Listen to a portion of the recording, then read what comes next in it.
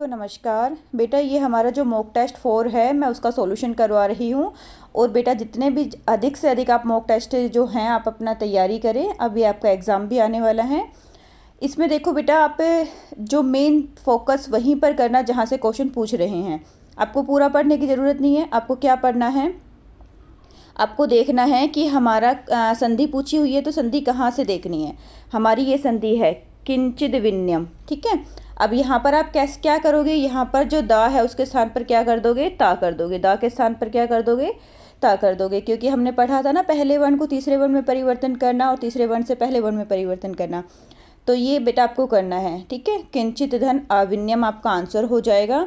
आराम से सोच समझकर आपको आंसर देना है, ठीक है। टाइम काफ़ी है आप लोगों के पास, लेकिन आंसर सोच समझ के देना है।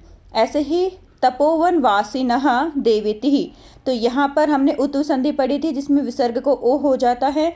तो यहाँ पर भी जो है विसर्ग को क्या कर देंगे, हम ओ कर देंगे, ठीक है। उतु संधि के हिसाब से विसर्ग को क्या हो जाएगा, ओ हो जाएगा। ओके बेटा, नेक्स्ट है एकस्य तावत। यहाँ पर देखो सत्व संधि है, एकः धन तावत, विसर्ग के स्थान पर सा हुआ है, ठीक है। दंतनिया सा जो है वो हमारा विसर्ग के स्थान पर हुआ है। यहाँ पर जो सा था उसको हमने क्या कर दिया है, विसर्ग कर दिया है। एकः धन तावत। और इनके जितने भी रूल मैंने आपको बताए हुए हैं वो ज़रूर पढ़ लीजिए, और साथ में जो वर्कशीट्स आई हुई हैं वो भी बेटा करो, ठीक है। उसके बाद नेक्स्ट है धिक धन माम। धिक धन माम में क के स्थान पर ड हो जाता है, पंचम वर्ण हो गया। पहले का पंचम वर्ण में परिवर्तन हुआ है। क्यों हुआ है पहले का पंचम वर्ण में परिवर्तन, क ड क्यों हुआ है, क्योंकि यहाँ पर भी जो हमारा दूसरा वाला शब्द है उसमें भी पंचम वर्ण है माँ। तो आपको ये रूल पता है कि अगर हमारे पास पहले वर्ण का पंचम वर्ण कब होगा, जब हमारे पास जो सेकंड वाला शब्द है उसमें भी कोई पंचम वर्ण से स्टार्ट होगा, ठीक है बेटा। तो धिंग माम हमारा आंसर हो जाएगा। नेक्स्ट है आपके पास उपाध्यायतु दूतः। इसमें हमें बताना है, तो उपाध्ययश्च दूतः षष्ठी विभक्ति का प्रयोग हो जाएगा बेटा यहाँ पे, उपाध्ययश्च दूतः। नेक्स्ट आपको कुश लवों में बताना है समास, कुशचः लवाचः। यहाँ पे बहुत इजी समास है, द्वंद्व समास है। इक्रिता द्वंद्व में आपने पढ़ा है कुशचः लवाचः। नेक्स्ट है आपके पास सव्यधानम, तो इसका क्या आ जाएगा, सा के साथ हमेशा कौन सी विभक्ति का प्रयोग होता है, तृतीया का विभक्ति का प्रयोग होता है ना। और ये अव्ययी भाव समास है बेटा, जहाँ पर भी सा होगा सा के स्थान पर हम क्या लगा देते हैं, सहितम लगा देते हैं। और जो हमारे पास बाद वाला शब्द होता है उसमें हम तृतीय विभक्ति लगा देते हैं। तो वैधानम में हमने तृतीय विभक्ति लगाई तो क्या बना, व्यवधानेन, ठीक है। जैसे सपरिवारम का परिवारेण सहितम, सैमलम का क्या था, मलेन सहितम। ऐसे ही सव्यवधानम का क्या हो जाएगा, व्यवधानेन सहितम। ओके, तो ये चीज़ छोटी छोटी बातें आपको याद रखनी है कि हमारे पास सा है तो उसके साथ हम तृतीय विभक्ति का प्रयोग करते हैं और साथ में क्या लगाते हैं, सहितम लगाते हैं। और ये हमारा अव्ययी भाव समास का उदाहरण है। नेक्स्ट है समीरेण चलितः, तो यहाँ पर क्या हो जाएगा, समीर चलितः। यहाँ पर भी तृतीय विभक्ति लगा दी है समीरेण में, समीर चलिता में समीरेण चलितः चालितः। नेक्स्ट है तुल्य वत्सला। अब इसमें बताना है आपको कौन सा प्रत्यय है, तो तुल्य वत्सल धन टाप लगा देंगे, तुल्य वत्सला हो जाएगा। ये हमारा स्त्री प्रत्यय है। नेक्स्ट में धन प्लस मतुप धनवान हो जाएगा, क्योंकि यहाँ पर पुरुष के बारे में पूछा गया है तो धनवान आ जाएगा बेटा। नेक्स्ट में था आपका सलाघ्य टाप, तो सलाघ्य आ जाएगा टाप में, क्योंकि आ ही शेष बचता है और इका शेष बचता है। दो बताए थे आप लोगों को, या तो आ शेष बचेगा या इका शेष बचेगा। जैसे मूसक मूषिका, अध्यापक अध्यापिका, सूचक सूचिका।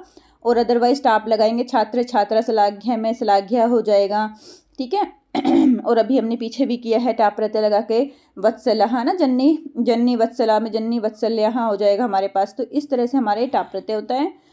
नेक्स्ट है बुद्धिमती। बुद्धिमती स्त्रीलिंग के लिए यूज हुआ है, तो बुद्धि प्लस मतुप, ये मतुप प्रत्यय से लिया गया है। अब यहाँ पे देखो देवेश पूजः क्या होना चाहिए, ये वाच्य परिवर्तन है, तो देवेशेन लिखा हुआ है, तृतीय विभक्ति है हमारे पास, ठीक है। तृतीय में हमने कन्वर्ट कर दिया, तो हमारी जो क्रिया होगी वो आत्मनेपद के अनुसार होगी। और वहाँ पर क्या दिखाई देगा हमें, यते यते यते लास्ट में। तो यहाँ पे ही हमारा यते है, ऐसे भी आप लगा सकते हो कि यहाँ पर हमारा यते है तो यही हमारा आंसर होगा। और देवेशेन हमारी तृतीय विभक्ति है, ठीक है। 3 1 1 2, कर्तृवाच्य हमारा 1 2 होता है और कर्मवाच्य हमारा 3 1 होता है। ये रूल आप लोगों को समझाए हुए हैं। नेक्स्ट है 14 में, ऐसे ही देखो यहाँ पर यते ही दिखाई दिया है आपको, आत्मनेपद की क्रिया थी और पीछे हमारे पास यहाँ पर यते है। तो हम क्या करेंगे, यहाँ पे प्रथम स्थान पर तृतीय विभक्ति लगाएंगे। तो छात्र की तृतीय क्या होती है, छात्रेण। तो हमारा सही आंसर छात्रेण होगा। नेक्स्ट है अहम, अहम गुरुवम नमामि। ये तो सिंपल ही है, अहम के साथ मी आता है तो ये सिंपल सेंटेंस है, अहम गुरुवम नमामि। ये कर्म वाच्य में परिवर्तित नहीं है, ओनली कर्तृ वाच्य ही है। मम पिता प्राप्तः 8:30 बजे के लिए कार्यालयम गच्छति ही। तो यहाँ पे 8:30 को अष्टवादनम कहेंगे। समय के आप सारे ही कर लोगे, इजी ही है, बस आपको 45 वाले पे ध्यान रखना है। 5:15 सपाद पंचवादनम हो जाएगा। 7:45 है तो हम बोलते क्या है, 7:45। तो आपको पादोन अष्टवादने करना है, इसमें यहाँ पर सप्तवादने नहीं करके आना है। बस इसका ही एक मेन है जो याद रखने वाली बात है, अदरवाइज मुझे नहीं लगता कोई भी बच्चा समय में गलती करेगा। 7:45 का हो जाएगा बेटा पादोन अष्टवादने, क्योंकि हम 7:45 बोलते हैं। 9 का हो जाएगा नववादने। उसके बाद है भवान इदानीम किम करोति। भवान मतलब आप, इदानीम अब, किम करोति क्या करोगे। तो यहाँ पर बेटा हमने क्या लगाना था, अव्यय लगाने। तो इदानीम अव्यय इसमें आएगा कि अब आप क्या करोगे। ये तो हम कह नहीं सकते कि अब तरही तो किम करोति तुम क्या करोगे, नहीं हम अपी का यूज करते, ना ही हम यत्र का यूज कर सकते हैं। तो हम क्या यूज करेंगे, इदानीम अब। भवान इदानीम किम करोति, अब आप क्या करोगे। नेक्स्ट है दिनेशः रमेशः डैश चा पाठम पठति। दिनेश और रमेश दो के बारे में बात की गई है तो हम चा लगाते हैं। और चा का मतलब क्या होता है, अव्यय शब्द का मतलब और। सिंह वने उच्च ही गर्जती, जो शेर है वन में तेजी से गरजता है। सा बालकः लिखा हुआ है, लेकिन हमारे पास सा के साथ हमेशा स्त्रीलिंग शब्द है तो बालिका आएगा। ठीक है बेटा, अब ये चीज़ें छोटी छोटी ही चीज़ें हैं और इतनी आप लोगों ने पढ़ाई की है, इन छोटी छोटी गलतियों को अच्छी तरह से समझना और तभी करना बेटा, सोच समझ कर आंसर देना, जल्दबाजी में मत देना। सा है स्त्रीलिंग है तो बालिका नहीं आएगा, बालिका आएगा। सा बालिका गृहम गच्छति। बालकः क्रीड़ा क्षेत्र है, बहुत सारे बहुवचन हैं तो क्रीडति के स्थान पर क्या हो जाएगा, क्रीडंती ही, क्योंकि बालकः है। बालकः, बालकौ, बालकः, बालक शब्द रूप सबको याद ही है। अहम संस्कृतम, पठती नहीं होता, अहम के साथ मी आता है, अहम संस्कृतम पठामी। ऐसे ही सुराधिपः ताम आपृच्छत। सुराधिपः किसके लिए यूज हुआ था, इंद्र के लिए यूज किया था। जन्य तुल्य वत्सला में हमने सुराधिपः किसके लिए यूज किया था, इंद्र के लिए यूज किया था। तो यहाँ पर क्या आ जाएगा, कहा ताम आपृच्छत। अहो हृदय ग्राही स्पर्शः, ये तो जो स्पर्श है वो हृदय को प्रसन्न करने वाला है, हृदय ग्राही है। तो यहाँ पर कैसा पूछेगा ना कि कैसा स्पर्श है, तो कीदृश आ जाएगा बेटा। ठीक है, हृदय ग्राही के स्थान पर क्या आ जाएगा, कीदृशः स्पर्शः, कैसा स्पर्श है। पुल्लिंग है तो कीदृशः, स्त्रीलिंग है तो कीदृशी, और नपुंसक लिंग शब्द कहीं आया तो कीदृशम। आर्यश्य है तो कश्य है आ जाएगा, ये तो सबने कर ही दिया होगा, षष्ठी विभक्ति लगाई है इसमें। और यहाँ पर भी देखो ऐसे ही है, अत्र जीवितम दुर्वहम जातम, यहाँ पर जीवन जीना मुश्किल हो गया। तो दुर्वहम के स्थान पर क्या हो जाएगा, कीदृशम आएगा, कि यहाँ पर जीवन जीना कैसा हो गया है, तो क्या हो गया, मुश्किल हो गया, दुर्वहम हो गया है। तो यहाँ पर क्या जाएगा बेटा, नपुंसक लिंग के हिसाब से कीदृशम आएगा। नेक्स्ट है सह कृच्छेण भारम उद्वहति ही, कि वह जो है कैसे भार को उठाता है। सह कृच्छेण कथम कैसे, तो यहाँ पर कहता है कि वह बड़ी मुश्किल से ही, कृच्छेण का मतलब क्या था, कृच्छेण का मतलब आपने पढ़ा था मुश्किल से, बहुत ही मुश्किल से, कि वह मुश्किल से ही भार उठा पाता है। तो यहाँ कथम कैसे। ठीक है, राजासनम खलौ एततः न युक्तहम अध्यास्तुहुम। तो यहाँ पर उचित बताना था कि युक्तम के स्थान पर क्या लगना चाहिए। तो युक्तम के स्थान पर क्या लगना चाहिए, उचितम। राजासनम खलवेतत में खलूधन एतत, संधि भी आ सकती है खलवेतत की, तो क्या लिखोगे, खलूधन एतत। यह राजा का, निश्चय ही राजा का सिंहासन है। ना उचितम अध्यास्तु, यहाँ पर बैठना ठीक नहीं है। ठीक है, और एक बात और बेटा, जहाँ पर भी अधि उपसर्ग और आस धातु हो वहाँ पर हमेशा ही द्वितीय विभक्ति का प्रयोग होता है। अधि उपसर्ग आस धातु के साथ हमेशा ही द्वितीय विभक्ति का प्रयोग होता है, इसलिए यहाँ पर उचितम और युक्तम जो लिया हुआ था द्वितीय विभक्ति में ही लिया गया है।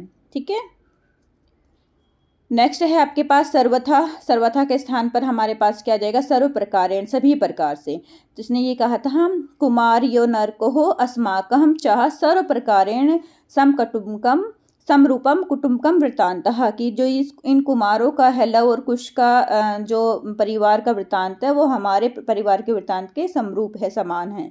तो सर्व प्रकारेण सर्वथा के स्थान पर आ जाएगा।